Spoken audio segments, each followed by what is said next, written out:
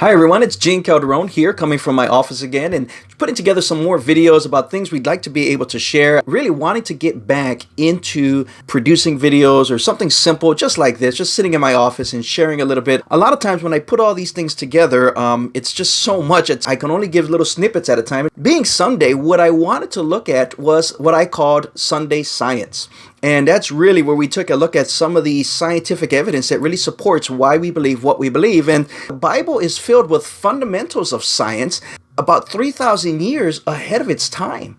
The Bible statements in most cases directly contradicted the science of its day of the statements that were being made. But with modern scientific knowledge, as it approaches the reality of all that we know, we start to find divine accuracy in the scriptures that confirms this. For example, like I said, when we look at the science back then, and the idea that was going on, and I'm talking about scientific research, the ideas that the scientists held as compared to the new research and the new discoveries that prove a little bit more of what we can stand today, the Bible was already there.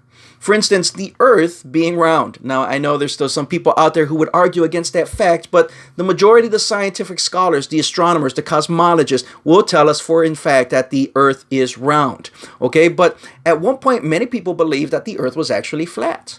But the Bible has always said that the earth was round. In Isaiah chapter 40, we read, "He sits enthroned above the circle of the earth, and its peoples are like grasshoppers, and he stretches out the heavens like a canopy and spreads them out like a tent to live in." So not only do we read about the earth being a sphere or a circle, but we also read and understand and know today that the galaxy continues to expand even today. Or the idea about how many stars are actually in existence. The science was believed that there was only a few thousand stars, or many even thousands of stars. But now we realize that there are billions of stars that take up billions of galaxies, so much that it's countless. And we understand this from the Bible. In Jeremiah chapter 33, we read, "I will make the descendants of David my servant, and the Levites who minister before me as countless as the stars in the sky, and as measureless as the sand on the seashore." Now, the sands on the seashore, we can take a look at that and look at each grain of sand that makes that up and realize it is countless, and there are billions and billions of grains of sand that we can find. And the idea that when we look at those stars, each of those stars are different. Before, the scientific idea was that the stars are very similar, or very much the same, but we now know that each star is very, very different and very unique. But the Bible has always told us that. In 1 Corinthians 15, it says the sun has one kind of splendor, the moon another kind, and stars another. And star differs from star in splendor. So we've always known that the stars were different from the Bible. And the idea that the light that comes from the stars, we understand that light is always in motion. It's a photon that's continuing to move, where at one point the science believed that the light was fixed. It was standing still. But in the book of Job, chapter 38, we read, "What is the way to the abode of light? And where does darkness reside? Can you take them to their places? Do you know the paths to their dwellings?" So again, we read about these, the where light travels and where it's at, and the fact that it is in motion.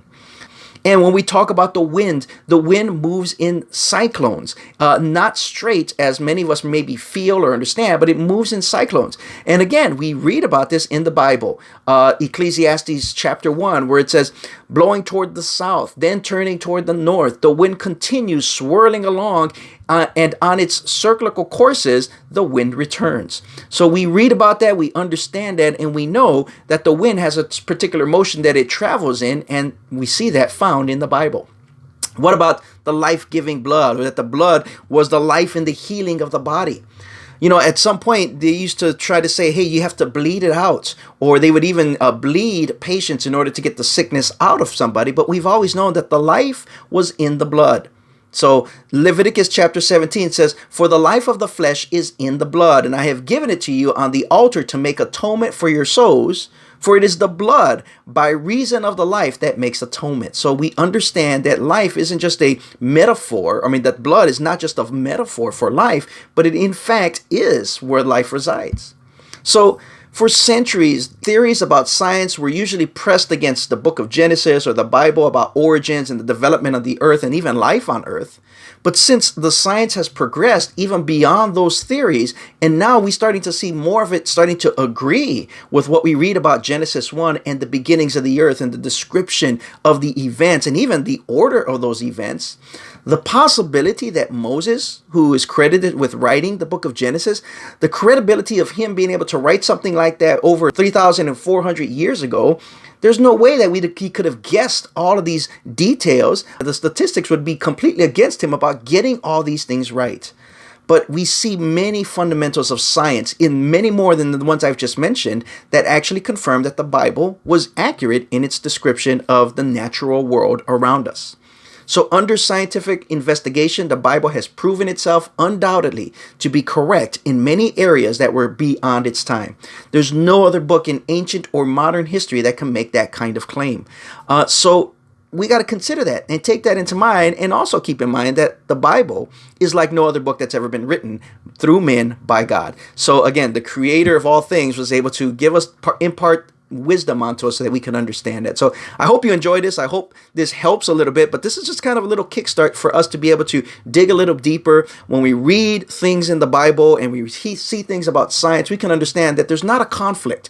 They actually go together pretty well, and we'll dig into specific topics. This was a general opening about the direction of where we're going with what we'll do with Sunday science. And so I hope you're here with us. I hope you enjoy this. If you have any questions or comments, feel free to post them. When we can, we will reply. We will post resources or other things that you can look at to further investigate some of these claims. But if you're a science buff and you want to get deeper into what the science says about the Bible, or what the Bible says about science, we'll be able to provide things like that for you, all to bless you and all to help us grow in that particular area. There's going to be more. I hope you follow us.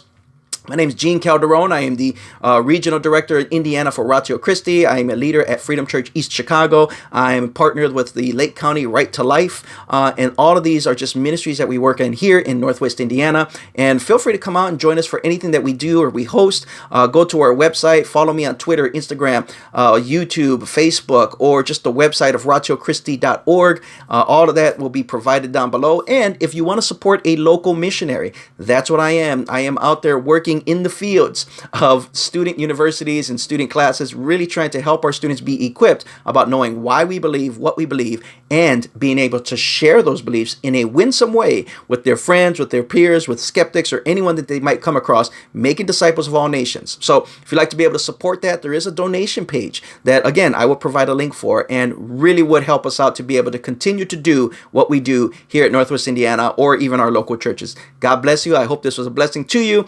Feel free to contact us at any time. We're here to serve. Take care.